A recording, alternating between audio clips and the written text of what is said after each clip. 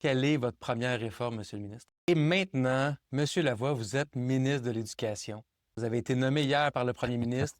Vous entrez au bureau du ministre de l'Éducation. Il est 8 heures le matin. Vous ouvrez la lumière. Votre chef de cabinet, votre relationniste de presse arrive et vous demande « On fait quoi aujourd'hui? » Quelle est votre première réforme, Monsieur le ministre? Bien, j'en ai deux à vous proposer et c'est pas j'ai envie de dire que c'est des réformes. J'en ai une première qui est matérielle, mais qui est beaucoup plus sociale aussi.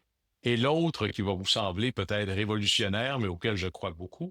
Alors, je commence par la première parce que une de mes matières fortes au niveau professionnel, c'est l'économie collaborative. Résumons, comment faire plus avec ce qui existe déjà. Et à chaque fois que je vois dans une ville ou un village ou autre, une école primaire qui, elle, relève du ministère de l'Éducation, Ouais. et plus loin, un centre communautaire qui, elle, relève souvent de la ville, d'habiter d'une colère qui monte, là. Parce que dans les faits, c'est le même actif payé par les mêmes personnes. Qu'est-ce que c'est un centre communautaire pour l'école primaire? C'est une grande salle, des fois avec un gymnase, des petites salles, et on a des lieux comme ça pour se regrouper.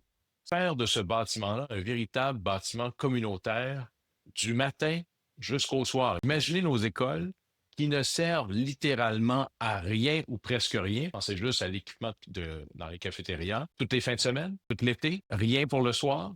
Alors, moi, on n'est pas assez riche pour se permettre de dédoubler nos efforts à ce point-là. Et l'éducation doit rester nationale. OK. Mais la brique et le béton, c'est une affaire du local. Alors, je veux que nos écoles deviennent des piliers qui ne soient pas des lieux que pour l'année scolaire ou la Absolument. période scolaire. Que ce soit des lieux de vie pour nos communautés, 24/7, 12 mois par année. J'ajouterais les bibliothèques municipales aussi dans Bien sûr. l'équation. On dit tout le temps, ça prend un village pour élever un enfant, mais amenons-le le village à l'école aussi.